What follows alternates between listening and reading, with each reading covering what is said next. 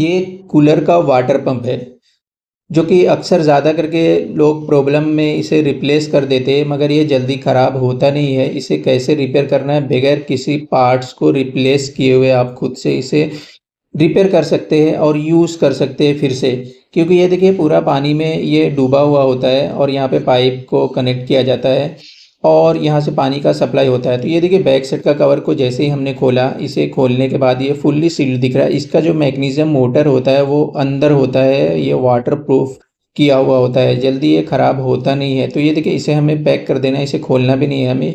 और जो प्रॉब्लम आता है वो फ्रंट साइड का, जैसे ही हम कवर को खोलेंगे तो यहाँ पे हम बताएंगे। तो ये देखिए इस कवर के अंदर में बारीक सा जाली दिया हुआ है, जहाँ से कचरा अंदर नहीं जाए, इसलिए इस जाली का यूज़ किया जाता है। और यहाँ से अगर कचरा चला जाएगा, बारीक बारीक यहाँ पे जमा होता है और ये जो अंदर घूमने वाला इम्पेलर होता है, चक्री जिसे कहते हैं, तो वो पानी का सप्लाई बंद कर देगा, जाम हो जाता है। तो उसे हमें क्लीन करके निकालना होता है, वापस से ये स्टार्ट हो जाता है। तो ये देखिए दूसरा जो प्रॉब्लम है वो भी कचरे की वजह से है। इसको हमने इस तरीके से बाहर निकाला, तो इसके अंदर भी हमें चेक कर लेना है कि इस मोटर के अंदर में जो जहाँ पे रोटर घूमता है वहाँ पे भी कचरा आया तो नहीं है, उसे भी हमें क्लीन कर लेना है। और जो तीसरा प्रॉब्लम है, ये जो देखिए रोटर है, रोटर के अंदर में यहाँ पे हमें कुछ भी रस्ट वगैरह तो जाम नहीं हो गया, इसे हमें क्लीन करके साफ़ करके वापस से लगा देना है। और जो चौथा प्रॉब्लम होता है वो ये होता है कि ये जो साफ्टिंग है, ये जो रॉड है स्टील का, वो कट तो नहीं गया, कटा है, तो इसे हमें रिप्लेस कर लेना है, वापस से ये वर्क करने लगेगा। इसकी वजह से भी प्रॉब्लम आता है ये बंद होने का।